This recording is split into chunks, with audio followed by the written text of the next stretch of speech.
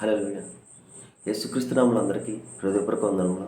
ప్రత్యేకమైన సమయంలో ఈ ప్రత్యేకమైన రోజు యొక్క వాగ్దానంతో మీ ముందుకు వచ్చిన దేవుడు ఈరోజు మనకు అనుగ్రహించబడిన వాగ్దానము కీర్తనలో 28వ అధ్యాయము 7వ వచనము.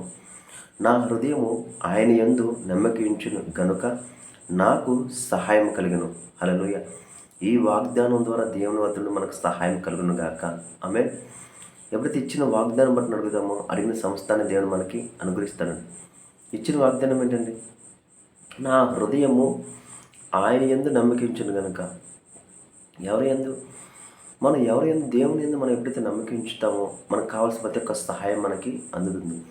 దేవుని యందు నమ్మకం ఎలా ఉంచాలంటే, ఎప్పుడైతే తన ప్రియకుమారుని విశ్వసించున్నామో, తన ప్రియకుమారుడు మన కొరకు మరణించి తిరిగి లేచిన మనం విశ్వసించున్నామో, ఆ రోజున ఏమైంది? మనం ఆయన యందు నమ్మకించున్నారులో మనము మారిపోయాం.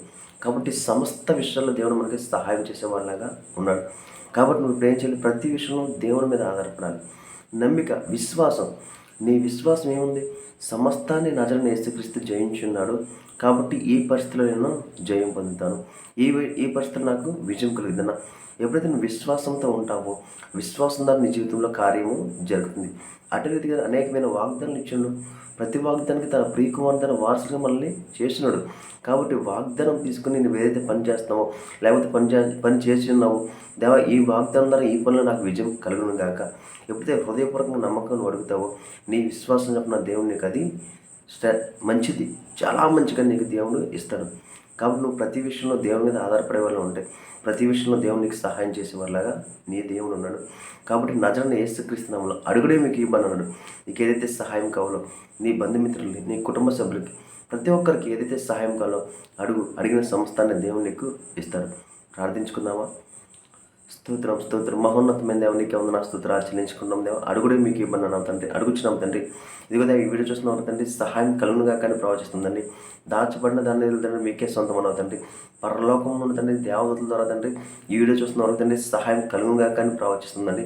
ఈ వీడియో చూస్తున్న తండ్రి ఏ పరిస్థితుల గురించి అయితే ఆలోచిస్తూ ఈ వీడియో ఏకీభవిస్తున్నారు తండ్రి, ఏ విషయాలు ఇబ్బంది పడుతున్నారు తండ్రి, ప్రతి విషయాల నుండి విడుదల కలుగునుగా కానీ ప్రవచిస్తున్నాం తండ్రి. ప్రతి సహాయం తండ్రి ఇదిగోదండి, నీవు ప్రతి విషయాల్లో మీరు విజయం పొంది ఉన్నారు తండ్రి. విజయం పొందిన అనుభవం తండ్రి ప్రతి ఒక్కరికి ఇచ్చి ఉన్నారు తండ్రి. ఆ అనుభవం ద్వారా తండ్రి ప్రతి ఒక్క విషయాల్లో తండ్రి ప్రతి ఒక్కరు జయం పొందినగా కానీ ప్రవచిస్తాం తండ్రి. ప్రతి అనారోగ్యం ఆరోగ్యంగా మారునుగా కానీ ప్రవచిస్తాం దేవా. ప్రతి అప్పు ఐశ్వర్యంగా మారునుగా కానీ ప్రవచిస్తాం దేవా. ప్రతి ప్రయాణంలో తండ్రి మీరే తోడే నడిపించండి తండ్రి.